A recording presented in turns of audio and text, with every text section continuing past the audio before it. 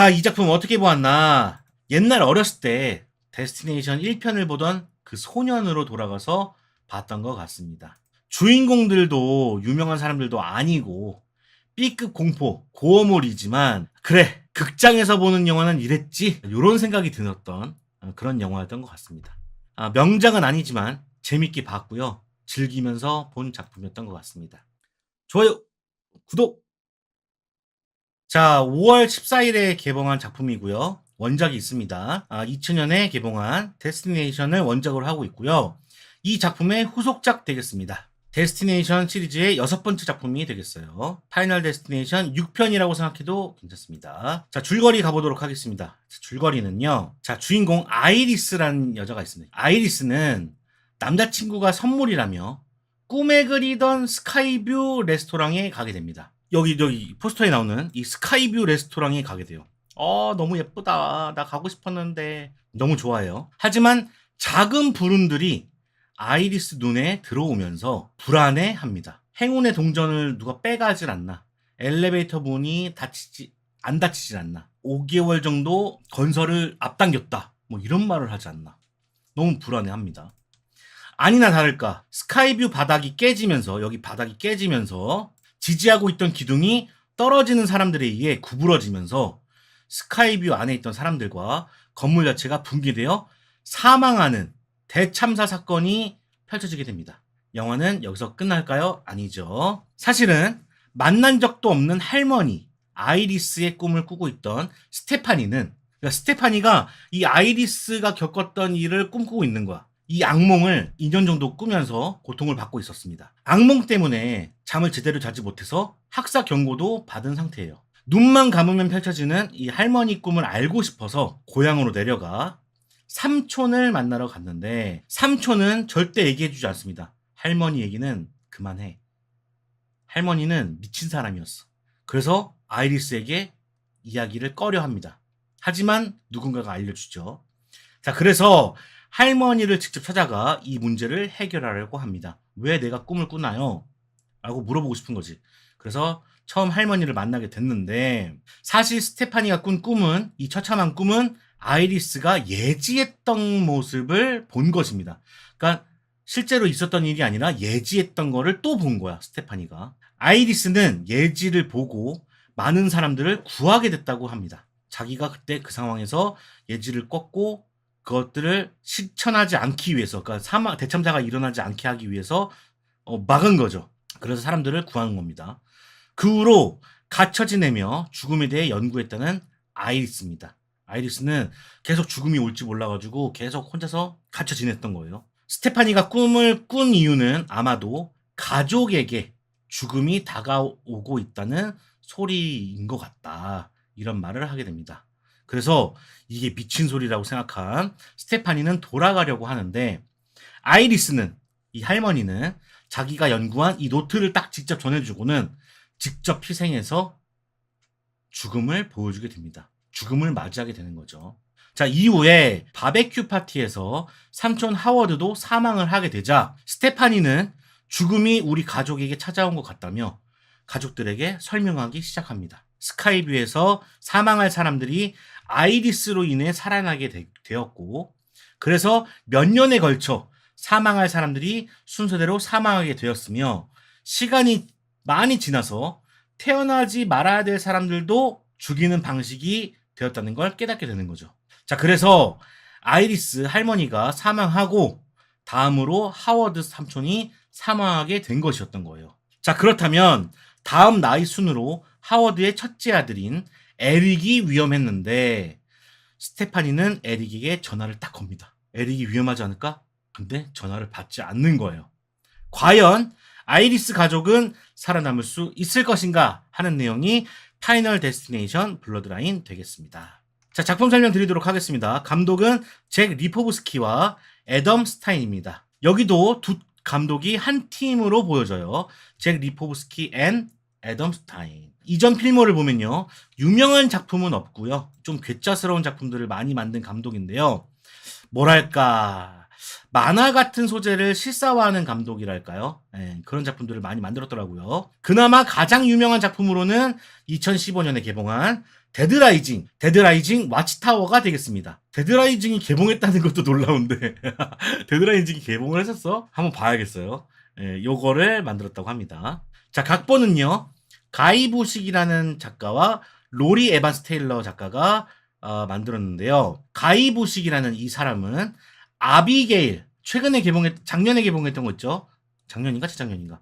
아비게일과 스크림 5, 6, 예, 최근에 좀 좋은 평가를 받았던 그런 공포 영화들을 만드는 작가가 붙었습니다. 자, 로리 에반스 테일러는요, 작가, 제작자, 배우, 뭐 이런 일들을 하셨는데 유명한 작품은 없어요. 자, 출연은요, 토니 토드가 있습니다. 자, 토니 토드는요, 데스티네이션 1, 2, 5, 6편에 출연한 제이비란 캐릭터입니다. 원래 건장한 체격으로 나왔었는데 이번 편에서는 좀 마른 모습으로 나오게 됩니다. 자, 왜냐하면은 이 토니 토드라는 사람이 2024년에 암투병을 해가지고 마르게 나왔던 거예요. 그리고 이 영화가 개봉을 하기 전에 사망을 했던 것 같습니다.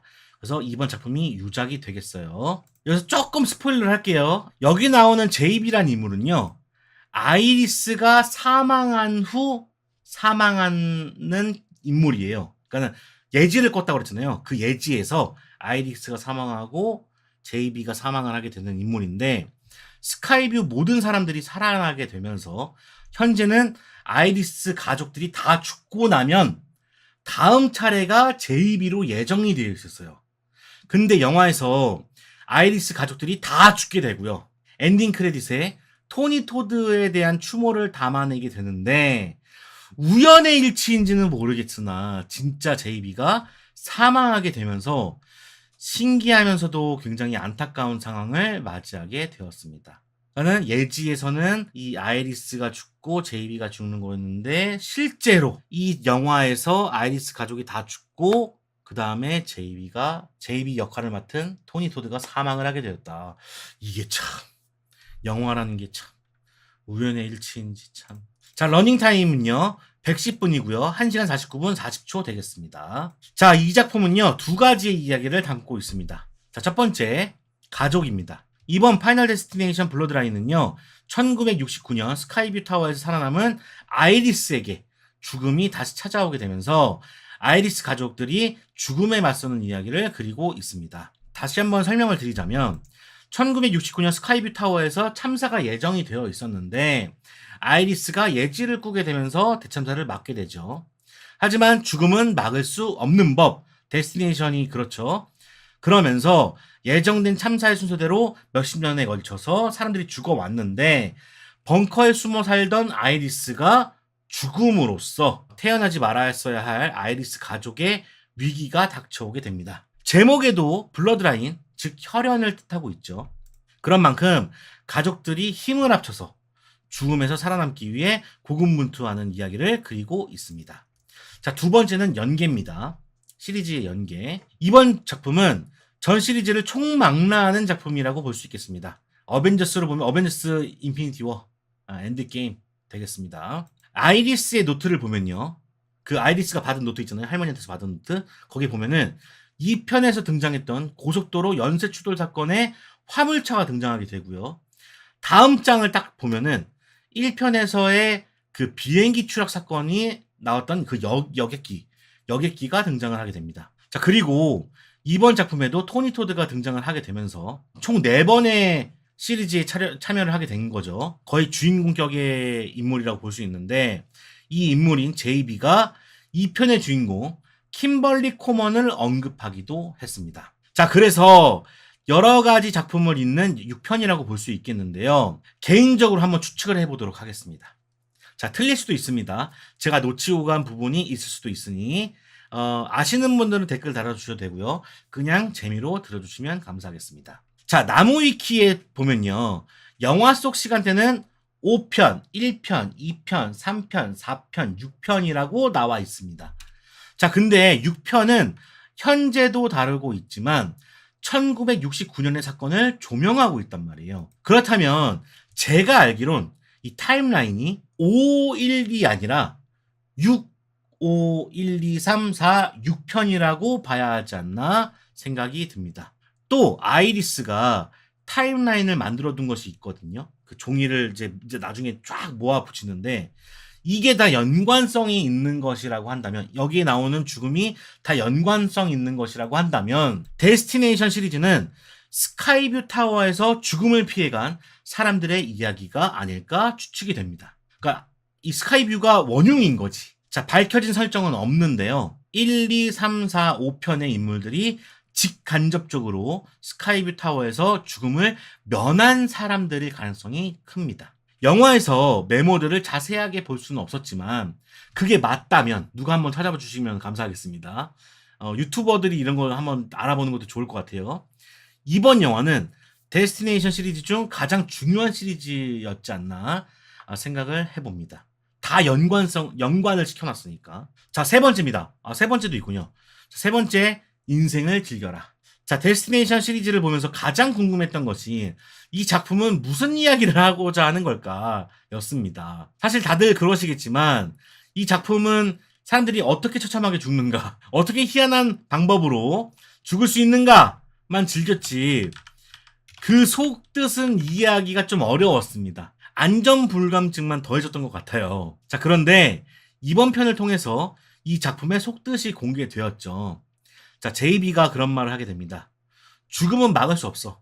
그러니까 인생을 즐겨라. 자, JB 역을 맡은 토니 토드가 또 사망을 했기 때문에, 또 그 사람이 이런 이야기를 했기 때문에 더욱 울림이 있었던 것으로 보여집니다. 죽음은 언제든지 찾아올 수 있다. 근데 거기에 계속 목매여 있지 말고 지금 남은 인생을 즐겨라. 이런 말을 하고 있죠. 데스티네이션은 그런 작품이다.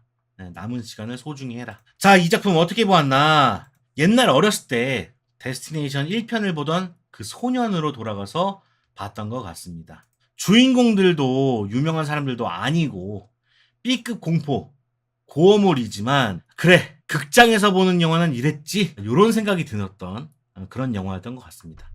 명작은 아니지만 재밌게 봤고요. 즐기면서 본 작품이었던 것 같습니다. 이전 시리즈를 안 보셨던 분들도 볼 수 있는 작품이기 때문에 생각보다 접근성이 좋습니다. 그래서 보시면 좋을 것 같고요. 또 시리즈가 오래되면은 B급이 아니라 C급으로 가기 마련인데요. 이번 작품은 퀄리티도 준수해서 극장에서 보기 딱 좋은 작품이 되겠습니다. 이게 아직까지 걸려 있거든요. 보시면 좋을 것 같습니다. 극장에서 좀 에어컨 바람 시원하게 받으면서 보시면 좋을 작품이라고 볼 수 있겠습니다. 자, 독특한 공포 영화를 좋아하시는 분들에게 추천드리고요. 귀신, 살인마를 기대하신 분들에게는 비추천드립니다. 그런 영화는 아니에요. 파이널 데스티네이션 블러드라인 리뷰는요, 좋았던 점, 아쉬웠던 점 짧게 이야기해보고 끝내보도록 하겠습니다. 자, 좋았던 점 첫 번째, 대참사입니다. 대참사. 데스티네이션 시리즈는 초반에 대참사가 압권인 작품입니다. 대참사가 일어나면서 공포를 극한으로 끌어내는 게 이 시리즈의 전통인데요. 이번 대참사도 아주 끝내주가 좋았습니다.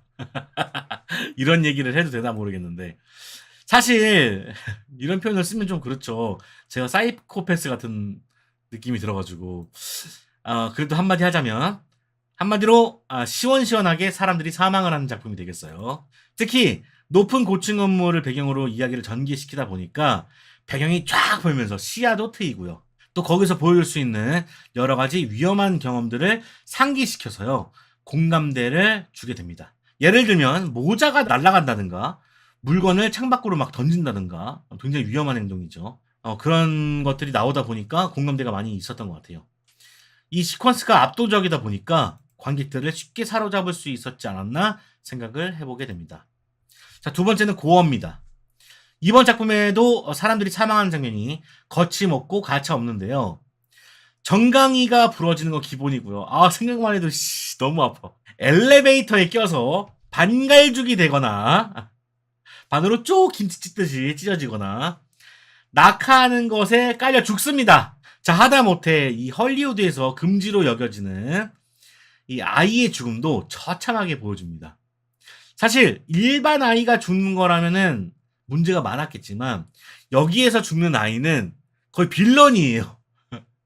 사이코패스 같은 애라서 그렇습니다. 진짜 토 나올 뻔했던 죽음은 이제 MRI였는데 보시면 아십니다.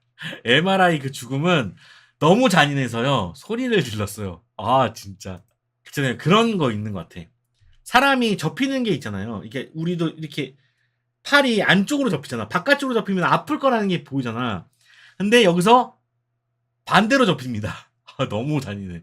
고어한 작품 좋아하시는 분들에게 아주 해잔 작품이다. 이런 말씀 드리고요. 자, 아쉬운 점 가보도록 하겠습니다. 첫 번째, 결말입니다. 아무래도 장르의 특성상 좀 허무할 수가 있습니다.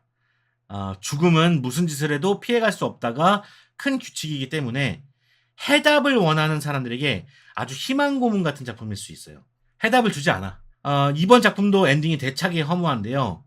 엔딩 크레딧에 나오는 토니 토드의 추모글이 의미가 있기 위해선 어쩔 수 없는 선택이었던 것 같기도 해요. 그래서 허무했다가 생각하다가도 저러니까 그럴 수 있겠다 생각이 또 드는 그런 엔딩이었습니다. 두 번째는 가족입니다.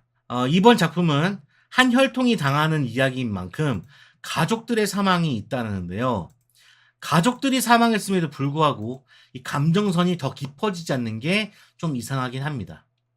우리나라가 이 작품을 만들었으면 영화 절반은 심파로 흘러가지 않을까 싶은데요. 아마 3시간을 소모해도 심파가 끝나지 않을 거야. 근데 이 영화는 그런 심파의 싹을 아예 잘라버리죠. 미국이라서 그런지 모르겠는데 미국 정서여서 그런 건지도 모르겠고 뭐 헐리우드는 이제 그런 이제 심파를 허용하지 않잖아. 잘 안 하잖아. 여기도 그래요. 그래서 좀 보여줬어도 됐지 않았나 생각을 해봅니다. 서브스턴스랑 비교하면 뭐가 더 비주얼적으로 잔인한가요?